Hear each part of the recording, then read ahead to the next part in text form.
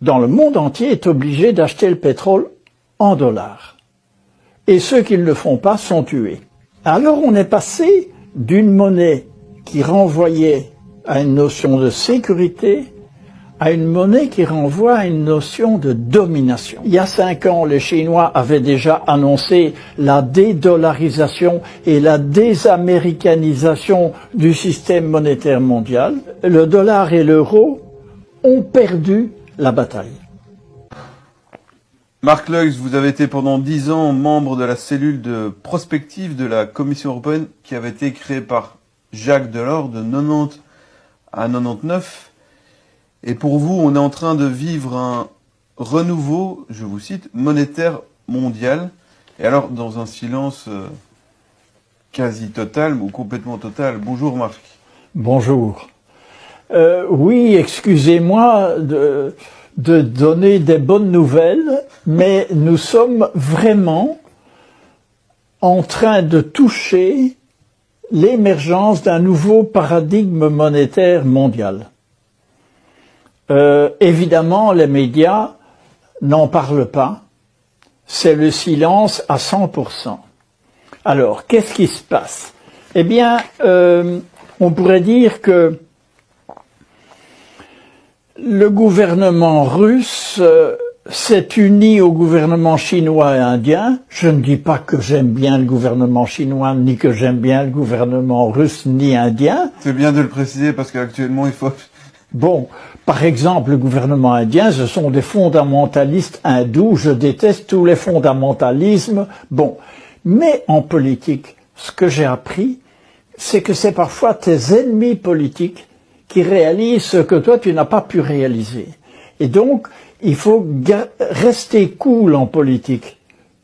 You never know. On ne sait jamais qui va faire quoi. Ce qu'on voit, c'est que... et à mon avis, le leader, c'est un peu Sergueï Lavrov, qui m'a l'air d'être le penseur derrière tout ça. Le ministre des Affaires étrangères. Ministre des Affaires étrangères de Russie. Et il dit ceci, bon, nous confirmons un projet qui date de 5 ans, parce qu'il y a 5 ans, les Chinois avaient déjà annoncé la dédollarisation et la désaméricanisation du système monétaire mondial, mais ils ont mis du temps à se mettre en route. Donc, une monnaie, c'est un symbole. Donc, très rapidement, c'est quoi une monnaie? Une monnaie, c'est un symbole qui permet les échanges. Alors, ce symbole peut renvoyer à la sécurité. Ça, c'est par exemple une monnaie reliée à l'or, comme le dollar, entre Bretton Woods, 1948, je crois, ou 47, et 1971, au moment où les Américains, Nixon, ont dit « There is no gold », il n'y a plus d'or. Alors, on est passé d'une monnaie qui renvoyait à une notion de sécurité, à une monnaie qui renvoie à une notion de domination. Kissinger, avec son génie à lui, a imposé le pétrodollar, c'est-à-dire tout le monde, dans le monde entier, est obligé d'acheter le pétrole en dollars. Et ceux qui ne le font pas sont tués. Ce qui a permis la domination américaine sur le reste du monde. Exactement. Et donc, c'est une monnaie qui a renvoyé à la domination en disant « Attention, si vous ne suivez pas ce qu'on dit, ça va aller mal pour vous. On va vous faire la guerre ou vous tuer. » Et maintenant, nous passons dans une troisième phase où la Russie, l'Inde, la Chine et, semble-t-il, des dizaines de nouveaux États, dont l'Arabie Saoudite, dont l'Iran, dont le Venezuela, dont l'Argentine et une partie des États africains, optent pour une nouvelle monnaie qui est de nouveau symbole de stabilité et d'éthique cette fois-ci. Donc ils annoncent un monde multipolaire. Il n'y a plus personne La structure, ils ont pensé la structure de telle manière que personne ne puisse dominer. Ça renvoie à une toute autre image. Est-ce qu'ils vont réussir?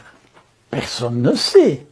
Mais au moins, il y a une tentative de créer une monnaie qui ne renvoie plus à la domination, mais à la justice, fairness.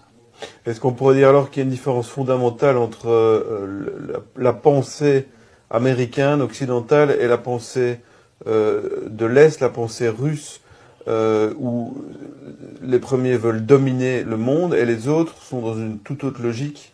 Oui, exactement. On peut dire cela. Ils proposent une logique horizontale. Il n'y a plus aucun État qui peut dominer. Ce n'est plus possible dans la structure qu'ils ont créée. Un.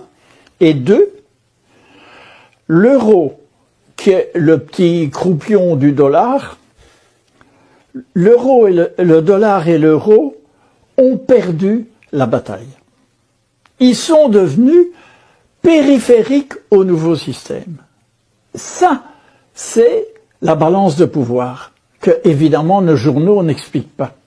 C'est très embêtant de dire qu'on a perdu. Pour encore expliquer la monnaie, parce que c'est quand même un peu complexe, quand elle n'est pas étalonnée sur une valeur matérielle comme l'or, ça indique que la planche à billets des banques centrales peut tourner tant qu'elle veut, c'est ça, il faut quand même l'expliquer pour ceux qui... Alors, oui, la monnaie actuelle, elle est créée à partir de rien. La banque dit, voilà, il y a 1 million d'euros pour vous, mais vous allez payer pendant 30 ans.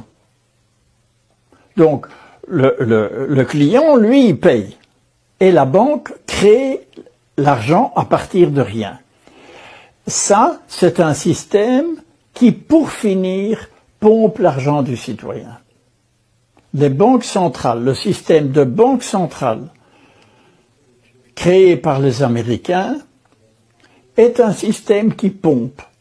Qui pompe quoi? Mais l'argent des citoyens. Et oui, et crée de l'endettement. Et crée de l'endettement. Et s'enrichit. Et s'enrichit. Parce que d'une certaine façon, l'endettement, si on le comprend bien, c'est une forme de vol. C'est une forme de vol poli, policé, et présenté comme normal. There is no alternative. Il n'y a pas d'alternative. Donc on va vous voler, mais légalement. Et les Russes, quelque part, arrêtent ce système, appuyés par les Chinois et les Indiens, et un nombre croissant d'États dans le monde. Donc, quelque part, c'est un petit peu comme la guerre en Ukraine, on commence à se rendre compte que l'Occident a perdu la main. L'euro et le dollar ont perdu la main, ont perdu la domination, on va vers autre chose. Alors on sait, Marc Leux, que d'autres ont voulu le faire, comme Kadhafi. Alors, précaution oratoire évidemment, l'idée n'est pas ici de dire qu'on est pour ou contre Kadhafi, mais Kadhafi en tant qu'homme d'État a voulu faire une monnaie panafricaine. Adossée à l'or. Tiens, qu'est-ce qu'il est devenu Et puis on l'a tué. Et avant ça, l'Irak, le chef de l'Irak voulait aussi commencer à payer, à faire payer son pétrole autrement qu'avec le pétrodollar. Saddam Hussein, on sait qu'il était très copain avec les États-Unis, notamment avec la famille Bush, mais que dès qu'il a décidé de ne plus obéir, on l'a éliminé. Voilà. Alors, la bonne nouvelle, c'est qu'il y a extrêmement difficile de tuer et Poutine, et toute la Chine, et toute l'Inde.